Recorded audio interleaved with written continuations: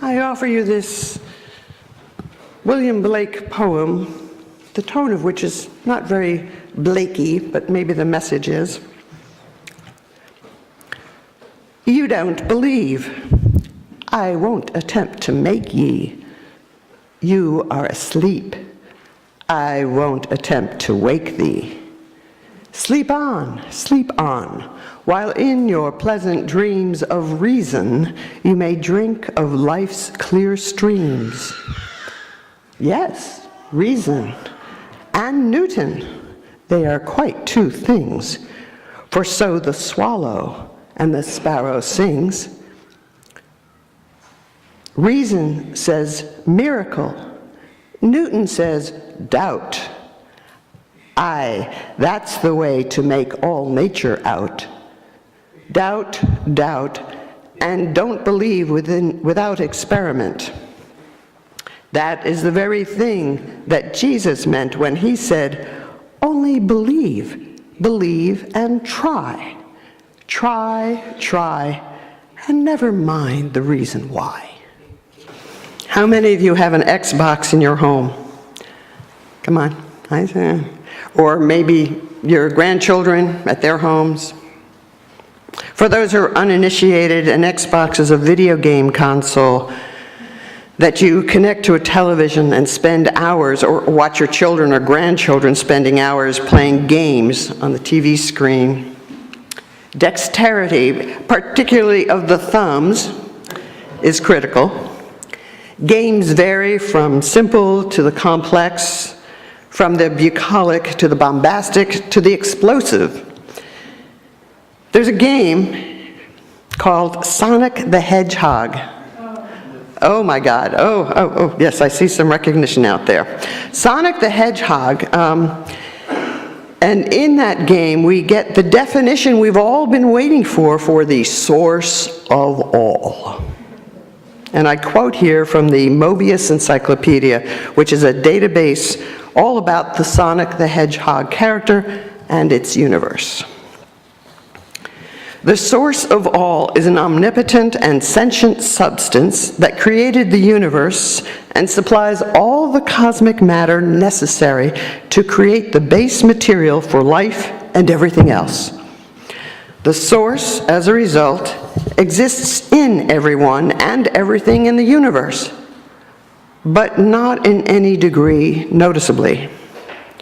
If a significant amount of pure source is collected in one place, gathered together in one place, or that groups together naturally form, it can produce and channel vast amounts of magical energy. There you have it. We can all go home now. Some days, doesn't it feel like that right here?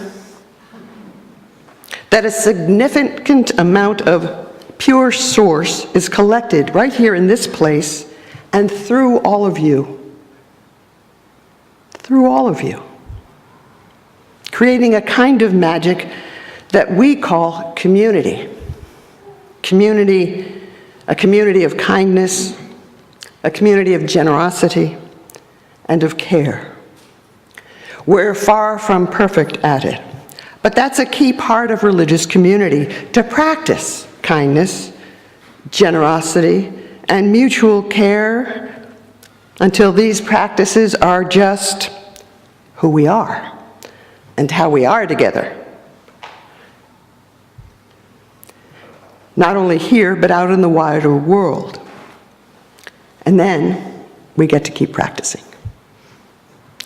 And belief and faith, they're part of Unitarian Universalism too. What's different from many other traditions is that how we each hold our own beliefs and our faith may look different from one person to the next. As long as our beliefs and our faith lead us toward kindness and generosity in all the different ways we can be kind and generous, toward truly mutual care and care for the larger world beyond our doors, our individual beliefs and faith are to be respected. We even seek to learn from one another what we believe about the nature of life, of existence, the how and why of it, because we do wonder, and there aren't definitive answers.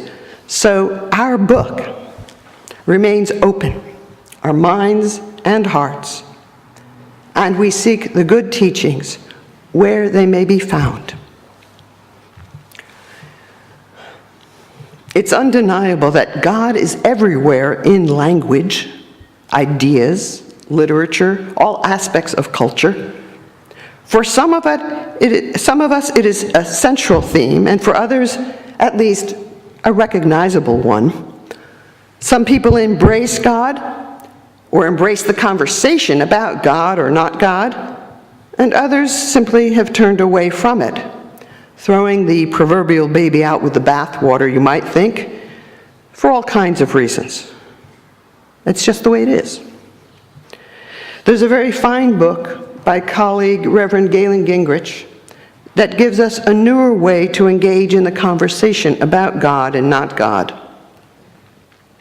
Galen is the senior minister at the Unitarian Universalist Church All Souls in Manhattan, in New York, and his book is titled God Revised: How Religion Must Evolve in a Scientific Age. Have any of you seen that book? No? Okay. In it, Galen talks about how the God of most of our childhoods, the one we were to obey, and many of us, along with our parents who were supposed to obey, and our teachers who we were supposed to obey, and our doctors and other adults that our parents said we were supposed to obey, that God is not a God that many of us can believe in.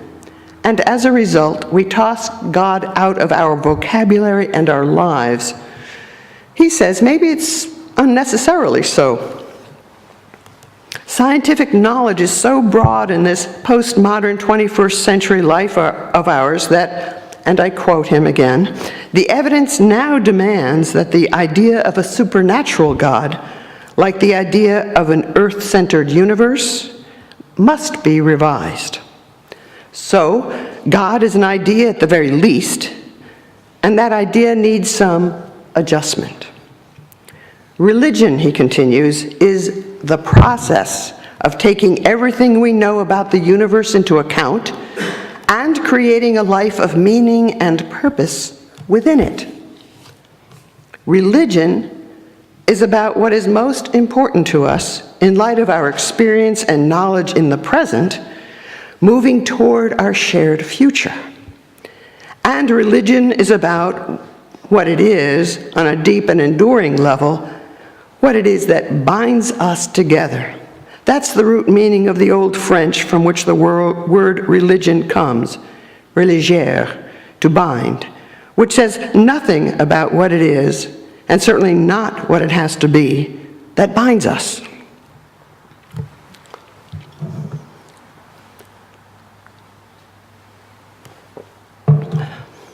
We aim to be bound by shared values and a mission.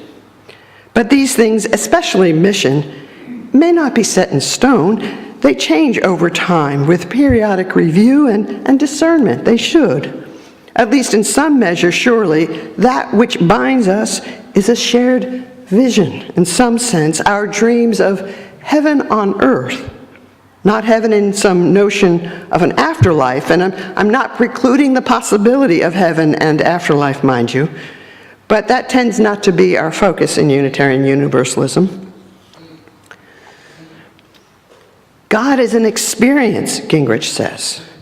In this new way of looking at the subject, God has a much broader meaning than traditionalists would allow. No need to be bound up by contradictions between what we understand about the world and the elements and the events of our lives and concepts about God. They collide so often, our experience and understanding on the one hand, and the God lessons we've been taught on the other. We can take back the term God, and he says we should.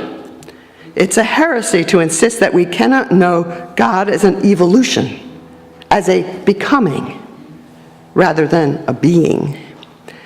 It is common in traditional Judeo-Christian thought that God made man in his own image, but it seems most accurate to say that man, and I do mean men, made God in their own image. One of the great struggles in liberal religion is to settle into our identity. Our religious ancestors wanted to create room in our religious homes that would invite theological and philosophical differences, because the puzzle remains incomplete, and each one of us knows a piece of the truth.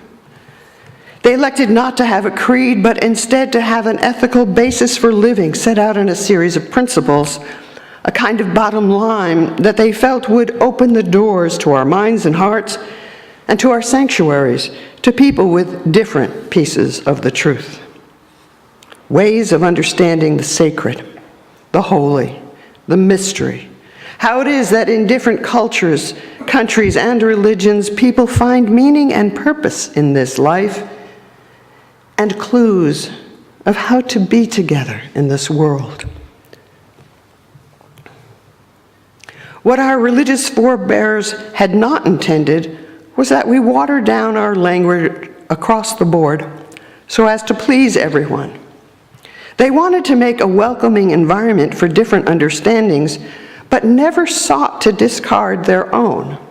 And they were, for the most part, Christian, but of a liberal interpretation.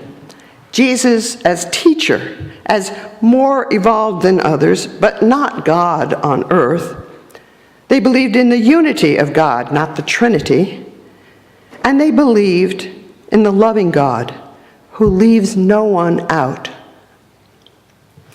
I don't know about you, but when I was a child, I heard that religion was something you don't talk about with other people, and that it's so contrary to what our Unitarian Universalist forebears wanted for us to keep quiet about what we believe. Belief is not something we can prove or disprove, which I know is troubling for some folks. It's not a scientific knowledge, but a more intuitive and experiential knowledge. There isn't a right or wrong about believing or not believing. There is a right and wrong in how we talk with one another about what we believe and how we hear others and respect them, those who believe things that are different from what we do.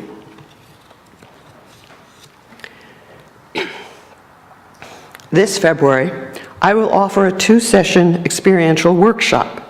That means no didactic, no lecture, but a process you will engage with to help you uncover what you learned growing up about belief, faith, religion, God, spirituality, culture, class, race, and more. You'll have a chance to discover or affirm what you've kept from those early messages and what you've released, and how it is that you respond when someone's beliefs about any of these topics differ from your own. This 2-session workshop is open to congregation members and friends and other adults beyond Mission Peak. Sign-ups begin soon on Sundays, I believe in December, after the service. Too often, I have stood at the bedside of a sick or dying congregant over the years, and spouses or children, adult children or parents, don't know what their loved one truly believes, how to help them in a time of crisis with any spiritual, religious, or philosophical resources that have resided maybe within them, but they have never shared. They've lived solely in the person's heart and mind, but for whatever reason, never talked about it. It's happened again and again in my experience. It's something to consider. Whether you participate in the workshop or not, ask yourself, what is it that I believe? Really think it through about any and all of these topics, and maybe others I haven't named. And then share with your loved ones as you learn and hold on to or change your beliefs, or just to have a conversation in the exploration stage. It's really okay to talk about religion and faith and beliefs. It's more than okay. It's of great value to yourself to your family, and to your community to do so. Now, a Unitarian Universalist true believer is someone who values the good teachings, the teachings that lead us toward the good, wherever we may find them, and affirms each person's right to their own search for truth and meaning. Our principles, 1, 3, and as was told in the Time for All Ages, principle number 4, I think they're all relevant. We covenant to affirm and promote the inherent worth and dignity of every person. We affirm and promote the acceptance of one another and encouragement to spiritual growth in our congregations. And we affirm and promote a free and responsible search for truth and meaning. So you'd have to say, I'm a Unitarian Universalist true believer in that way. If anybody asks you, where does your minister stand? What's their faith tradition? You can say, well, she's a Unitarian Universalist, and she's a true believer. Whether your ideas about the holy are rooted in philosophical or metaphysical theories of divine presence, in which the divine encompasses or is manifested in the material world, or if they are rooted in theories that espouse divine presence outside of or beyond the physical world, or if the concept of the divine is sometimes simply helpful metaphor. If you are unsure but seek a better understanding of yourself in this arena, I'll look forward to conversation with you in the workshop, or just make an appointment to talk with me about what's on your mind and heart, about your beliefs, your faith, your doubts, and your hopes. Either way, this is in part what we're all about. Let's take these conversations out from under the bushel and welcome the good our hearts and minds and spirits will gain. Sonic the Hedgehog and the source of all notwithstanding, I do believe there is much yet to explore about various beliefs and understandings about the nature of existence and possibly beyond. And you and I can do that together.